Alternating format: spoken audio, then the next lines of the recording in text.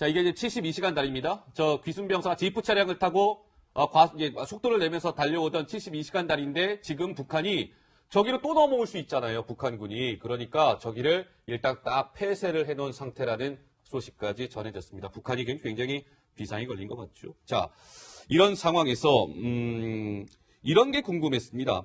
과연 지금 북한 같은 경우는 72시간 다리도 폐쇄하고 뭐 거기에 병력들을 전격 다 교체를 했다고 하는데 그렇다면 향후에는 과연 어떻게 되는 걸까요? 궁금해서 저희가 취재해봤습니다. 들어보시죠.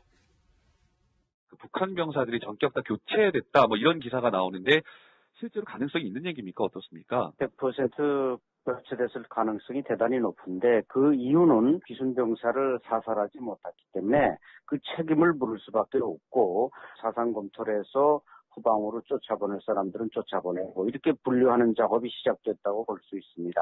특히 판문점 대표부 북한인민군 대표인 박명림 소장은 아마 당장 철직될 것이고 줄줄이 그 GOP 차단소, 민경 차단소 여기에 책임자 지휘관들은 대부분 다 숙청될 것으로 예상됩니다.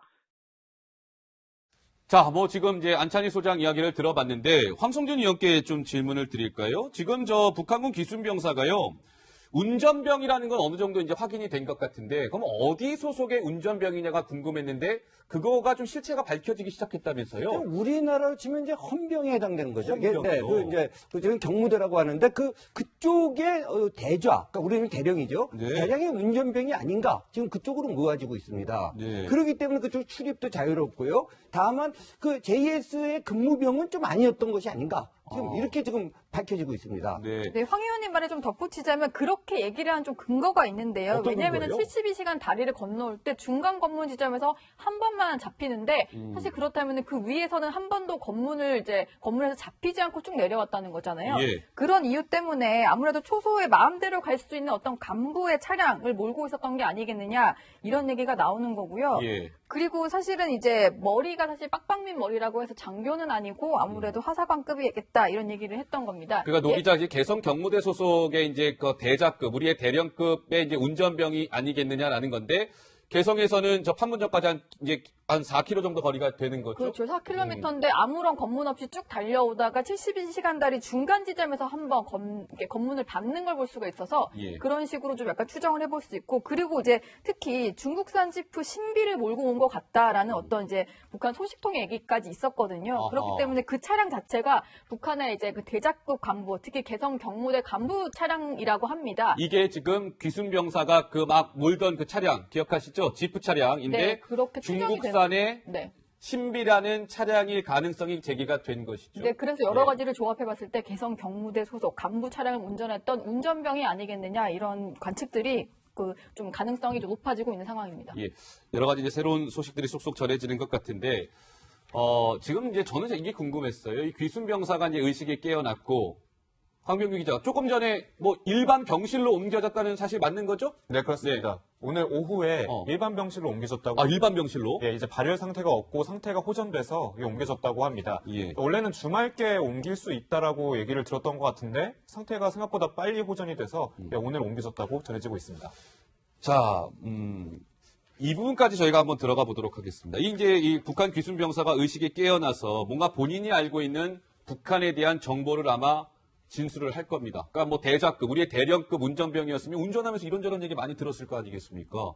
네, 지금부터는 이제 북한 귀순병사와 관련해서 막 들어온 또 소식도 있다고 하는데요. 관련된 이야기를 지금부터는 황성준 문화일보 논설위원과 짚어보도록 하죠. 어서 오십시오. 네, 안녕하세요. 예, 저희 오늘 준비한 소식이 너무 많아서 속도감 있게 한번 준비를 해보도록 하겠습니다. 먼저 북한 귀순병사를 비상 상황에서 포복을 해서 가서 이 북한 귀순병사를 끌어낸 부사관들 2명 그리고 권영환 대대장인데요. 어제 브록스 주한미군 사령관으로부터 표창을 받았다고 합니다. 먼저 그 관련된 영상을 저희가 준비했는데 보시고 말씀 이어가 보도록 하겠습니다. Recognized for the commendable role of securing a critically wounded North Korean soldier protecting across the military demarcation line within the Military Armistice Commission headquarters, carried on 13 November 2017. Victor's life at the estimated incident threatened a 64-year-old armistice.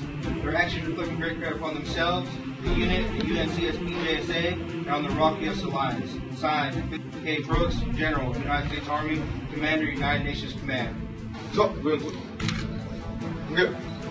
자, 김영, 권영환.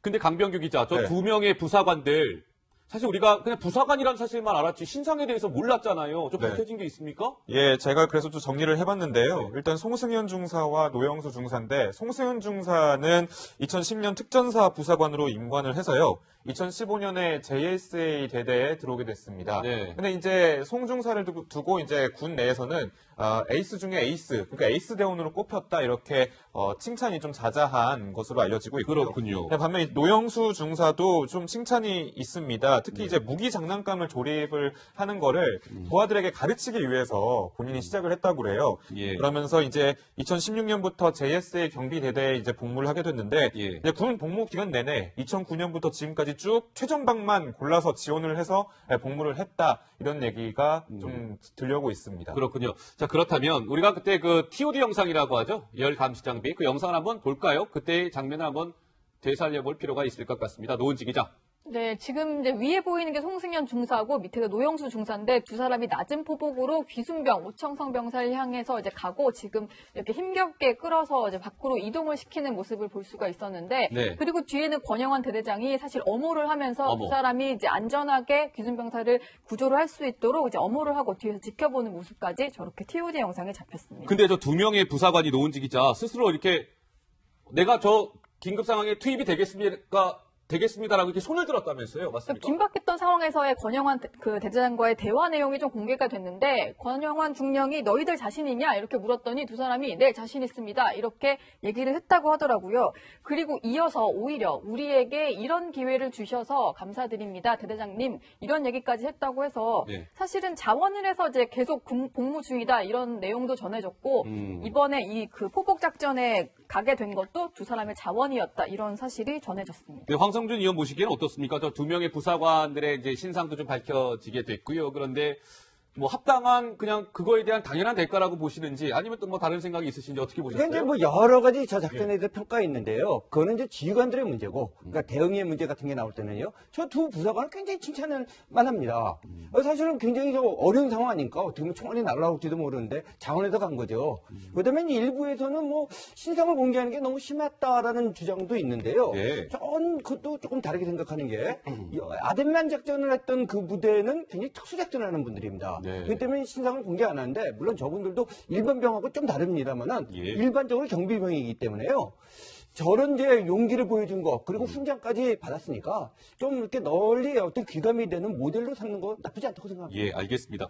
시청자 여러분들 궁금하실 것 같아요. 왜 저 두 명의 부사관 얘기만 할까? 권영환, 중령, 대대장 이야기는 왜 없지? 그러실 것 같아서 강병규 기자가 취재했습니다. 예, 그동안 이제 언론 인터뷰를 더 이상 하지 않았었거든요. 논란이 불거지니까. 그런데 어제 이제 JSA 전후회 소속 회원들과 좀 행사가 있어서 만나게 됐다는데요. 네. 그 행사가 이제 84년 JSA 교전에서 이제 장명기 상병이 사망을 하면서 이걸 기리기 위한 추모식 행사였습니다. 예. 근데 그 자리에서 오랜만에 이제 소회를 밝히고 입을 열었는데 이제 우리의 작전은 완벽했다라고 얘기를 한 거예요. 아하. 그리고 이제 만약 국방부에서 우리 측 대처 영상을 공개하라면 모두 다 공개할 수 있다. 그 정도로 우린 떳떳하다 이렇게 목소리를 높였고요. 예. 이제 정치권에서도 상당히 이번 일 가지고 말이 많았는데 한마디 했습니다. 이제 뭐라고요? 권민 대대장이 나는 사실 정치하는 사람이 아닌데 이번 사안이 정치권에서 정치적으로 상당히 이용당하고 있다라면서 쓴소리를 좀 얘기를 하기도 했었다고 전해지더라고요. 예, 그렇군요. 이제 당시 상황을 좀 계속 물어보는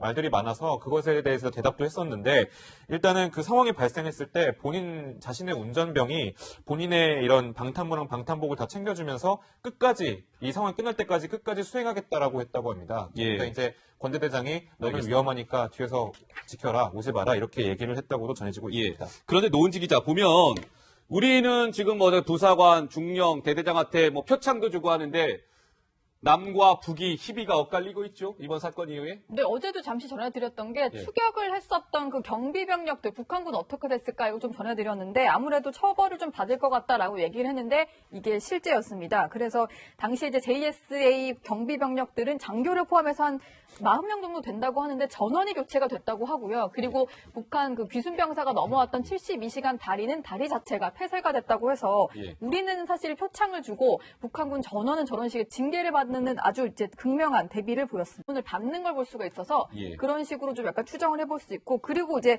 특히 중국산 지프 신비를 몰고 온 것 같다라는 어떤 이제 북한 소식통의 얘기까지 있었거든요. 아하. 그렇기 때문에 그 차량 자체가 북한의 이제 그 대작급 간부, 특히 개성 경무대 간부 차량이라고 합니다. 이게 지금 귀순병사가 그 막 몰던 그 차량 기억하시죠? 지프 차량인데 네, 그렇게 추정이 중국산의 네. 신비라는 차량일 가능성이 제기가 된 것이죠. 네, 그래서 여러 가지를 조합해봤을 때 개성 경무대 소속 간부 차량을 운전했던 운전병이 아니겠느냐 이런 관측들이 그 좀 가능성이 좀 높아지고 있는 상황입니다. 예, 여러 가지 이제 새로운 소식들이 쏙쏙 전해지는 것 같은데, 지금 이제 저는 이게 궁금했어요. 이 귀순병사가 이제 의식이 깨어났고, 황병규 기자, 조금 전에 뭐 일반 병실로 옮겨졌다는 사실 맞는 거죠? 네, 그렇습니다. 오늘 오후에 일반 병실로 옮겨졌다고. 아, 일반 병실로? 예, 이제 발열 상태가 출입도 자유롭고요. 다만 그 JS의 근무병은 좀 아니었던 것이 아닌가. 지금 이렇게 지금 밝혀지고 있습니다. 네. 네, 황 의원님 말에 좀 덧붙이자면 그렇게 얘기를 한 좀 근거가 있는데요. 어떤 왜냐하면 근거예요? 72시간 다리를 건너올 때 중간 검문 지점에서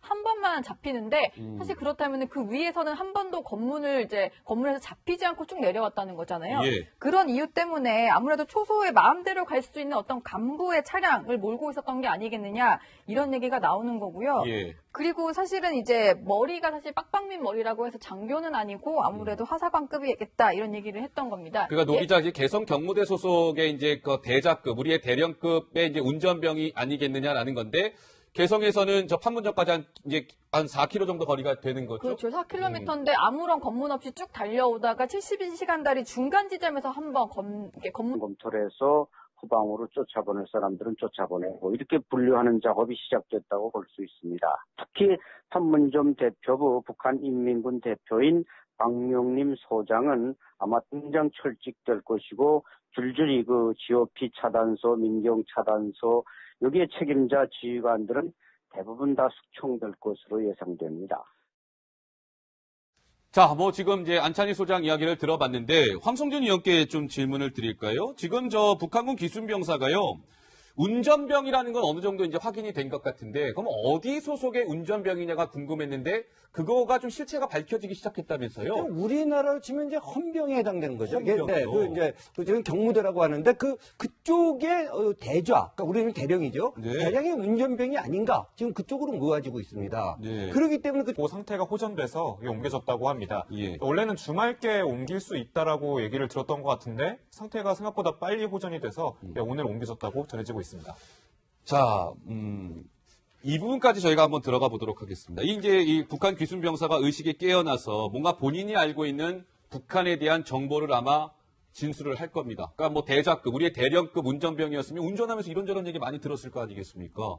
네, 지금부터는 이제 북한 귀순병사와 관련해서 막 들어온 또 소식도 있다고 하는데요. 관련된 이야기를 지금부터는 황성준 문화일보 논설위원과 짚어보도록 하죠. 어서 오십시오. 네, 안녕하세요. 예, 저희 오늘 그 준비한 소식이 너무 많아서 속도감 있게 한번 준비를 해보도록 하겠습니다. 먼저 그 북한 귀순병사를 그 상황 비상 상황에서 포복을 해서 가서 이 북한 귀순병사를 끌어낸 부사관들 2명 그리고 권영환 대대장인데요. 자, 이게 이제 72시간 다리입니다. 저 귀순병사 지프 차량을 타고 속도를 내면서 달려오던 72시간 다리인데 지금 북한이 저기로 또 넘어올 수 있잖아요. 북한군이. 그러니까 저기를 일단 딱 폐쇄를 해놓은 상태라는 소식까지 전해졌습니다. 북한이 굉장히 비상이 걸린 것 같죠. 자, 이런 상황에서 이런 게 궁금했습니다.